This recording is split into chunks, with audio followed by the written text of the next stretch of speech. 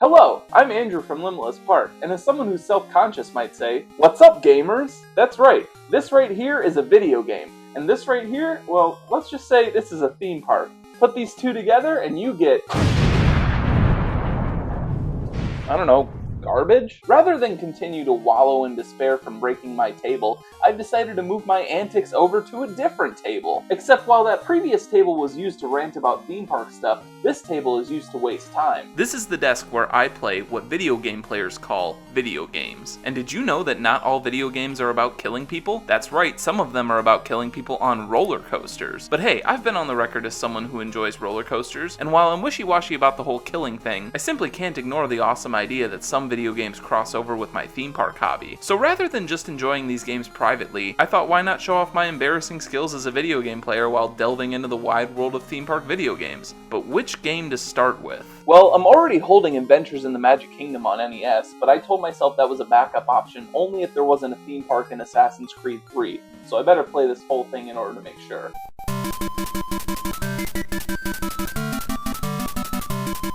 Well, no theme park in that game.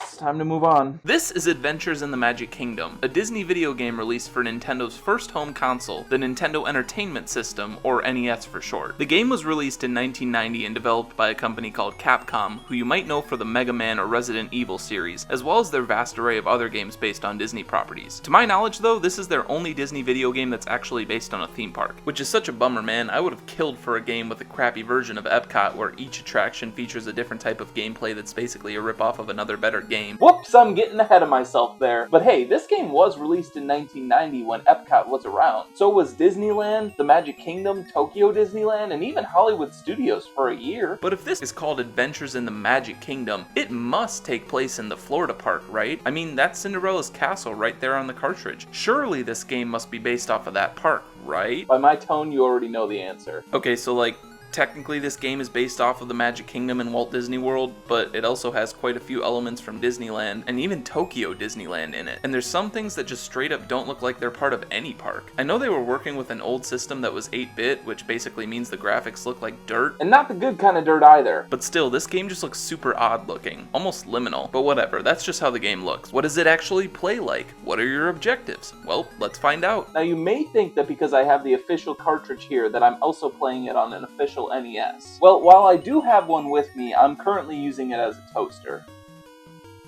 So I don't think it's really operational right now. I could play it on my Retron 5, which is basically a newer console that plays old games, including NES ones, but I toast a lot of things in this household. So therefore, we're going to play this game the way Nintendo, Capcom, and God intended, on my MacBook Pro while using a Nintendo Switch Pro controller, because I'm just such a fan of moral gray areas. That's right, I went out of my way to own a copy of a game that hasn't officially been sold since the 90s, and hasn't been re-released on any modern consoles, meaning there's no way I could buy it from the original publisher and give them any money for this game even if I wanted to, yet I'm the bad guy for finding other methods to play it so I can actually get good footage promoting this game that you could actually re-release someday if there's enough interest. Whoa, got a little carried away there. Sorry about that. I'm not here to rant about emulation. I'm here to rant about why this game sucks. So we start out with a classic old school title screen featuring all the copyright you could ask for. The top half of the screen has a logo and a castle that looks way more like Sleeping Beauty's castle at Disneyland than Cinderella's castle at the Magic Kingdom. I know I already touched on this, but I just want to drill it home because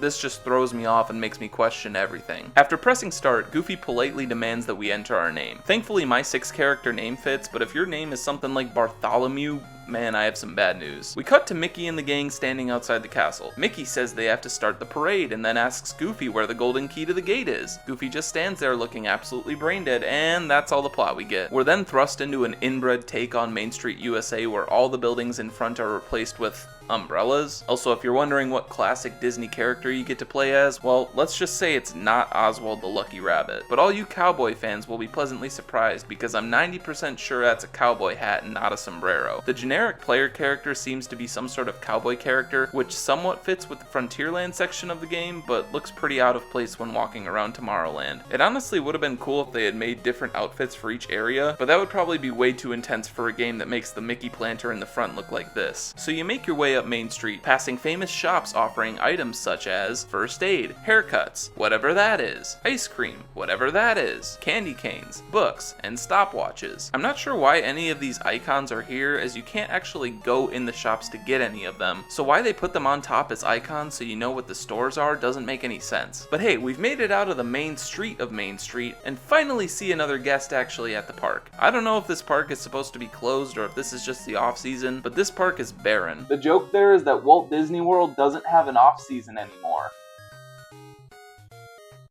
Why aren't you laughing? When we approach this person, we don't even have to click on them. The screen just blacks out, and with no warning, they begin questioning whether or not I'm Mickey's friend. It was never established that I was his friend till now, so I guess I understand the skepticism, but the thing that's gonna determine whether or not I am his friend is answering trivia? Wouldn't a better way to figure that out be like asking us where we met or something? I mean, it's a really interesting story. It involves 30 bears and a whole lot of Viagra. I love telling it, you just gotta ask. But nope, we have to prove our worth in Disney trivia. This is what I'd consider to be one half of the gameplay. The other half involves playing various games based on different rides throughout the park. Those rides are Space Mountain, Autopia or the Tomorrowland Speedway, Big Thunder Mountain, Pirates of the Caribbean, and the Haunted Mansion. But let's focus on the trivia first. This kid asks me what Mary Poppins pulls out of her carpet bag. Carpet? Oh wait, there's options. I haven't watched Mary Poppins in a long time, so I'm just gonna guess hat stand because umbrella seems too obvious and rocking horse seems too cool. Oh, okay, I got it right. My self-worth just increased so much. And thank God I got it right, because that singular question was enough to determine whether or not I stole someone's identity. This guy says I gotta go over to Space Mountain next to ask a girl where the key is. I actually did that at the real Space Mountain once, except I was asking for the key to get backstage on the ride, and the girl I was asking was a cast member, and now I'm not allowed at the Magic Kingdom anymore. Walking over to Space Mountain takes about 2 seconds though, because this park is tiny. While heading over there, we pass a super odd version of the castle. It actually looks like you can go in here, but the grid you walk on is made so it's impossible, which is just strange. We also walk past Astro Orbiter, which has the old jets that look more like actual rockets, which is pretty cool. The central tower does kind of look like a condom though, which is almost as funny as the penis water fountains that are 100% real at Disneyland. The girl by Space Mountain has the next trivia question, which happens to ask me which Disney character appears in the most films, Mickey, Donald, or Goofy. This is actually harder than I expected because I'm not super familiar with the older cartoons these characters are in. Plus, I wasn't sure if the word films meant any cartoon of any length or if it's just feature-length films. I almost went with Donald here, but chose Mickey last minute and got it wrong.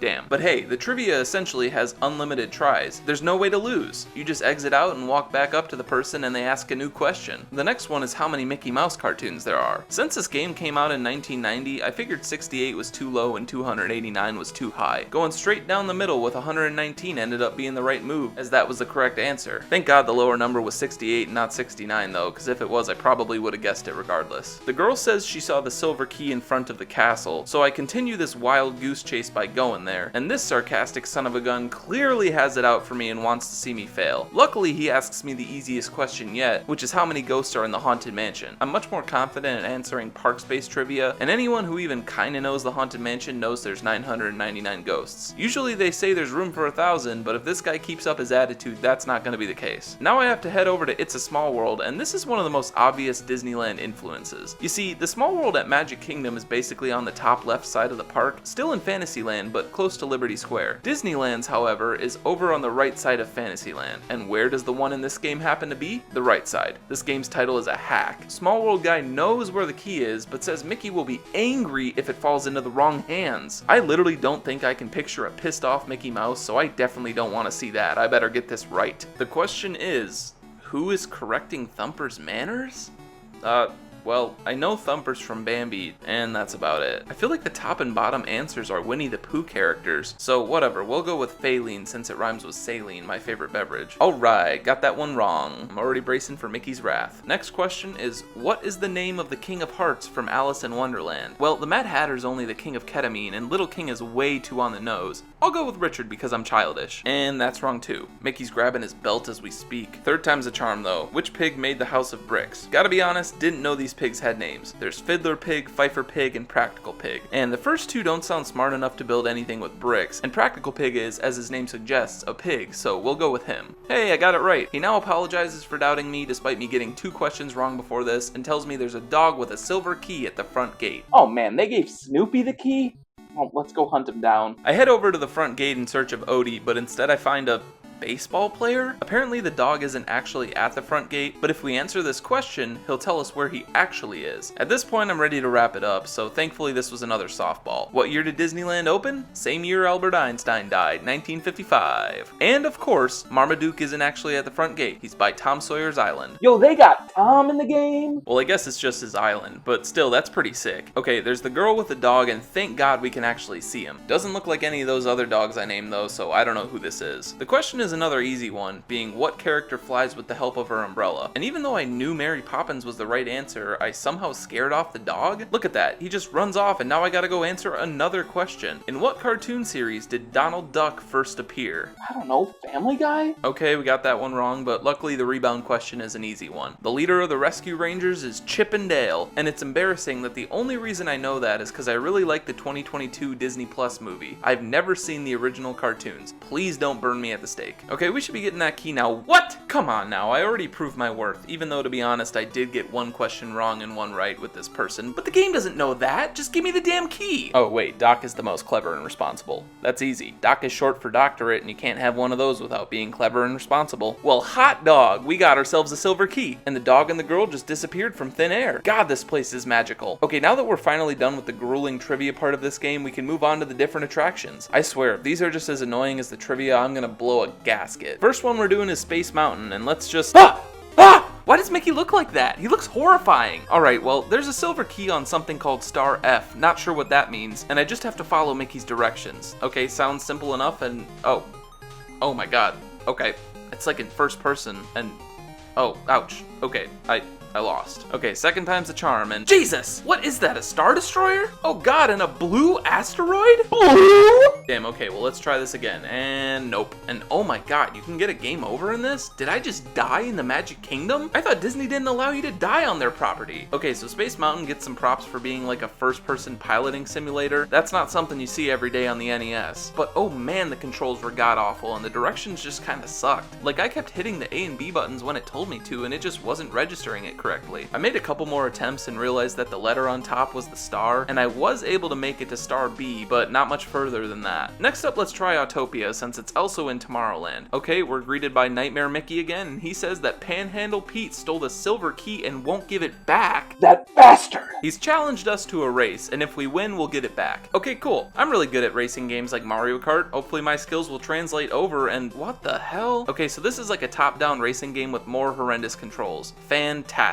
It's not exactly clear how to control this, but I think you have to press up on the D-pad and the A button somewhat simultaneously, and then left and right to steer. There's cones on the ground to avoid, these silver star-looking things to pick up, and even ramps to jump off of, which is admittedly pretty cool. But the controls are just so touchy, man, and eventually I got to this point where there's nothing but dirt and a small platform with a ramp, and that was pretty much when I called it quits. Autopia is probably better than the Space Mountain game, but not by much. Alright, next up is Pirates of the Caribbean, and this was the one game I knew about before doing this playthrough. It's essentially a 2D platformer like Mario, but unlike Mario, it's not Mario. So pirates have ransacked the island and are holding 6 villagers captive, and we gotta rescue them and light a signal so we know they're safe. Okay, this is interesting. There's actually no mention of another key here. We're just gonna rescue them out of the kindness of our hearts. I don't know, that sounds more like a job for park security, but whatever, I guess trust the kid in the cowboy hat for this one. Or I guess don't trust him because he is me, and me sucks at this too. So you can't jump on the pirates or kill them in any sort of way. Instead, you just gotta jump over them and avoid them. And the collision detection is abysmal. Like, there were a few times where I feel like I missed the enemies, but that just wasn't the case. There's more silver stars on the ground and I'm still not sure what their purpose is. And once they started throwing rocks and dropping barrels on me, I decided I'm not a masochist, I need to stop this. That was the best one so far, but that's only because I'd rather play a 2D platformer, even if it's a bad one, than a top-down racer or whatever the hell Space Mountain was. Also, the music in Pirates kinda rocked. Like, all the other music has been kinda mediocre, but this one went hard. Alright, time for Haunted Mansion. Not sure what's up with this horrifying looking ghost on the exterior that looks nothing like the Haunted Mansion, but hey, I've basically given up on hoping for accuracy in this game. Mickey starts off by butchering the classic 999 ghost line. I swear, if that one other kid doesn't end up as the 1000th ghost, it's gonna be Mickey this time. He just keeps freaking me out. So the Haunted Mansion is another 2D platformer, but it's more similar to the Castlevania games on NES. And if you're gonna rip off anything from the NES, Castlevania isn't a bad option. You have these candles you can use for weapons to throw at various mysterious ghosts and monsters, and this game honestly really captures the Haunted Mansion ambiance really well. It's spooky, but also has this fun, exciting vibe to it. And the sprite work actually looks really good here too, like far better than the rest of the game in my opinion. And they even have enemies that pop out behind gravestones just like in the ride. Once you actually get inside the mansion, there's also these mirrors that kind of reference the mirrors at the end of the ride where the ghosts join you. And if you hit this guy at the beginning, it's a one-hit KO and he replaces Mickey? That honestly spooked me quite a bit. It felt like the ghost was taking over the game. So yeah, Haunted Mansion is pretty cool and definitely the best of the bunch by far. But is it good enough to see through to the end? No, not at all. Not for me anyways. Just because it's better than the other piles of garbage here doesn't mean it's amazing itself. Like, the controls are still pretty bad. When you jump, there's absolutely no momentum and you just fall like a rock. The hit detection is bizarre here too, and the fact that there's absolutely no direction on what to do at the beginning is just so bizarre. This actually made me think. Most video games back then did come with instruction manuals offering more information. Now, I don't own a copy of the instruction manual because I only bought the cartridge, but luckily we can go on the internet and find a scanned copy of the manual. Okay, so first off, we have an advertisement for Chippendale Rescue Rangers in the DuckTales video game. Always a good sign when your instruction booklet tells you to go play another game. But hey, a few more pages in and there's info for all the attractions, including a much more in-depth explanation for the Haunted Mansion. Oh, well, actually, it just seems to be called Haunted House. That's odd. There's also a page for enemies. Kinda strange that they only have it for this attraction and not the Pirates one, but whatever, the drawings are still pretty cool. And oh my god. Turns out I could have hit the select button throughout this entire game, which offers a ton of information like how to beat the different games and how many keys or stars you have. And turns out the stars can be exchanged for different abilities that can help you during the game. Well, once again, an instruction manual has made me look like a big idiot. I swear this happens at least once a week in my life. But even with this newfound knowledge, I can't say I want to go replay the attractions. So let's just move on to our final one, Big Thunder Mountain. Mickey is all dressed up here to fit the theming, and I gotta give him props, he doesn't look as terrifying here. Apparently I gotta ride a minecart to the 4th station. Okay, not sure what kind of game this will be. Whoa! Okay, this is going way too fast. I guess I gotta switch to different tracks and avoid obstacles, and I died. Okay, so it turns out I can actually use the B button as a brake, so let's just try to go as slow as possible until we eventually... Oh, it timed out.